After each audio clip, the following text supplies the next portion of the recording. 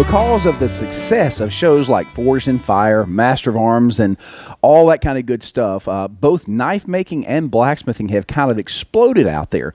Well, along with that has come a lot of people that are offering different products for those people getting into it. And one of the main products everybody is being offered is a gas forge. Now, gas forges out there on the internet are pretty simple. They're going to be a metal shell with some type of burner involved, usually an atmospheric burner, but they're going to be lined with something known as an insulating ceramic wool, or a fiber blanket. There's a couple brand names like K-Wool and whatnot, but it looks like this. It looks like a cotton ball. However, it's not. This is literally ceramic fibers that are super fine. So this is basically shredded toilet is what it is. This stuff is great at its job. Unfortunately, there's a couple of drawbacks with that end of it. One, that if you don't have a good seal of something over the top of it, when you turn the forge on and you're in a enclosed environment, you're basically going to be breathing in shredded toilet. And there have been several instances thus far of people having permanent lung damage due to silicosis from using gas forges that are unlined. Now, as somebody who's been in the business for a long time, my first forge was a NC2 Whisper Mama, which has been around forever and a day. It was originally designed for farriers.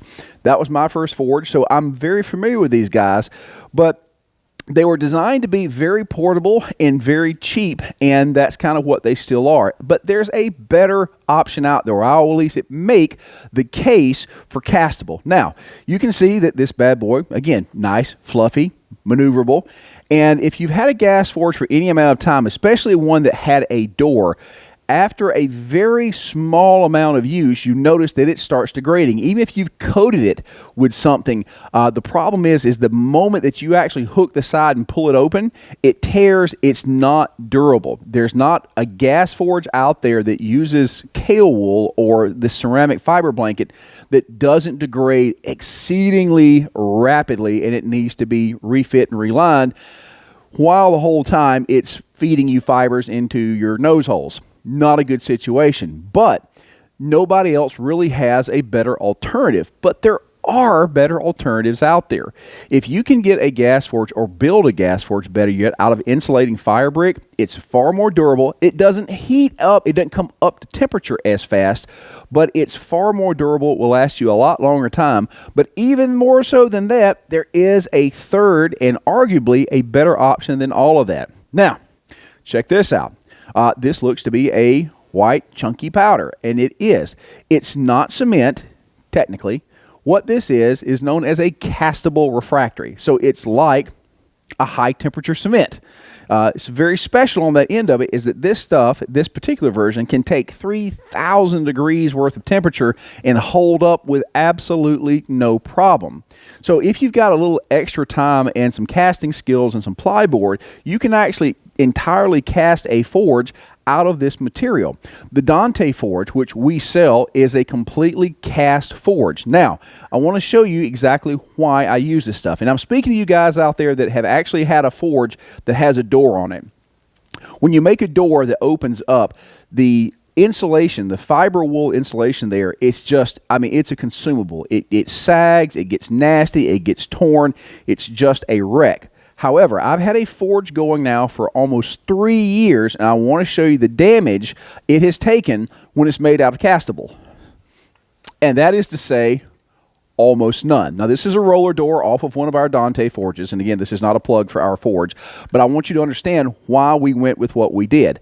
This door has been in service for 3 years. It's about the same thickness as one that would have been made out of K-Wool, and it is completely intact after 3 years of daily service. So it may be a little bit more effort and aggravation for you to look into that. But if you're looking to build yourself a good, long-lasting gas forge, please look into Castable Refractory. There's a couple of flavors that I'm familiar with. There's one that's known as Mizzou. There's one known as Econocast 30.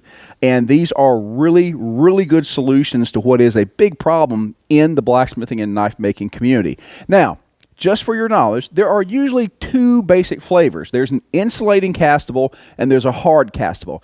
Insulating castable just like it implies, really does a great job of keeping in heat, but though they both do, but it's got more air in it, but that means that it's also able to be damaged more easily.